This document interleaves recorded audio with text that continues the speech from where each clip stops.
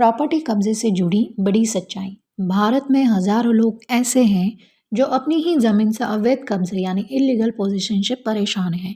कई बार आपकी ज़मीन पर किसी ने झोपड़ी डाल दी हो, बाउंड्री बना दी या फर्जी कागज़ों के आधार पर कब्जा कर लिया और आप कुछ नहीं कर पाते हो। ज़रा सी लापरवाही आपको कोर्ट कचहरी के लंबे चक्कर कटवा सकती हैं। जो लोग अपनी ज़मीन प्लॉट ऐसे ही खुला छोड़ देते हैं, लंबे समय तक ध्यान ही नहीं देते हैं, खासकर एनआरआई या दूसरे शहर में रहने वाले लोगों की प्रॉपर्टी पर अवैध कब्जा होने का खतरा सबसे ज़्यादा होता है। और ऐसा अवैध कब्जा 12 साल या उससे अधिक समय तक लगातार रहा तो कुछ परिस्थितियों में कब्जाधारी आपके प्रॉपर्टी पर ओनरशिप राइट क्लेम कर सकता है। लेकिन अगर आप चाहते हैं कि आपकी मेहनत से कमाई खरीदी जमीन सुरक्षित रहे, कागजी सुरक्षा, नियमित निगरानी और कानूनी समझ बेहद ज़रूरी है।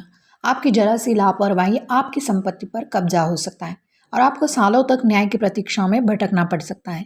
इसीलिए समय रहते ही कानूनी उपाय यानी लीगल एक्शन लेकर ज़मीन की वैधता मजबूत बनाए रखें। हमारे आज के वीडियो में हम बात करेंगे अवैध कब्जा किन ज़मीनों पर ज़्यादातर किया जाता है और अवैध कब्जे के रोक के लिए देश में कौन से नए कानून, नए नियम बनाए गए।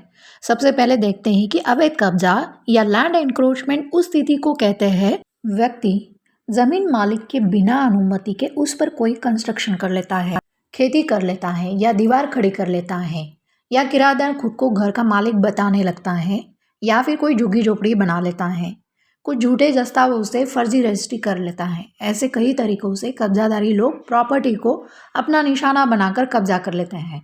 जनरली लंबे समय से खाली पड़ी जमीनें, गांव में स्थित पुश्तैनी संपत्तियां, विवादित या बंटवारे की प्रतीक्षा में संपत्ति, एनआरआई या दूर देश या दूर शहर में रहने वाले मालिकों की संपत्ति या फिर वसीयत के बिना छोड़ी गई संपत्ति कब्जादारियों के खास निशाने पर होती है।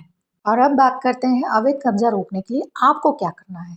सबसे पहले तो आपकी प्रॉपर्टी का नियमित निरीक्षण या निगरानी करना होगा।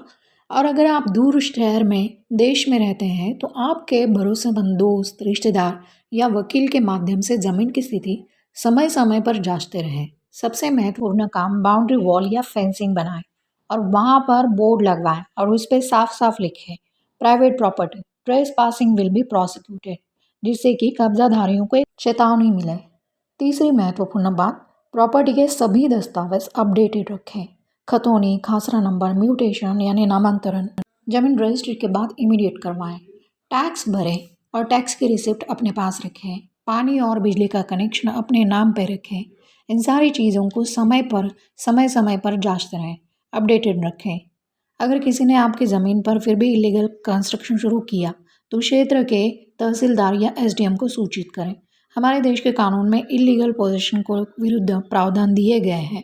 अवैध रूप से किसी भी संपत्ति में प्रवेश करने यानी ट्रेसपासिंग और कब्जा करने को दंडनीय अपराध माना जाता है, जिसके लिए सज़ा का प्रावधान भी है। कानून में अवैध कब्जे को लेकर सिविल और क्रिमिनल दोनों रेमेडीज अवेलेबल हैं। सबसे पहले बात करते हैं सिविल रेमेडीज के ऊपर। स्पेसिफिक रिलीफ एक्ट के तहत suit for recovery of possession file किया जा सकता है। आप जमीन पर कब्जा होने की स्थिति में टेम्पररी या परमानेंट इंजंक्शन यानी स्थायी और अस्थायी निषेधाज्ञा यानी मनाही हुकुम के लिए कोर्ट में मुकदमा दर्ज कर सकते हैं। इलीगल पोजीशन को हटवाने के लिए एविक्शन सूट भी फाइल किया जा सकता है। इसके अलावा आपके पास क्रिमिनल रेमेडी भी अवेलेबल है। इसके आप ट्रेसपासिंग, फोर्जरी, इंटिमिडिएशन जो कि बीएनएस के सेक्शन 329, 336 और 351 के तहत आप कंप्लेंट फाइल कर सकते हैं। इस तरह कानून की सहायता से आप अपनी प्रॉपर्टी को इलीगल पोजीशन से बचा सकते हैं। वीडियो की जानकारी आपको यूज़फुल लगी हो तो लाइक, शेयर, सब्सक्राइब कर दीजिए। मिलते हैं नेक्स्ट वीडियो में कानून की नई जानकारी के साथ।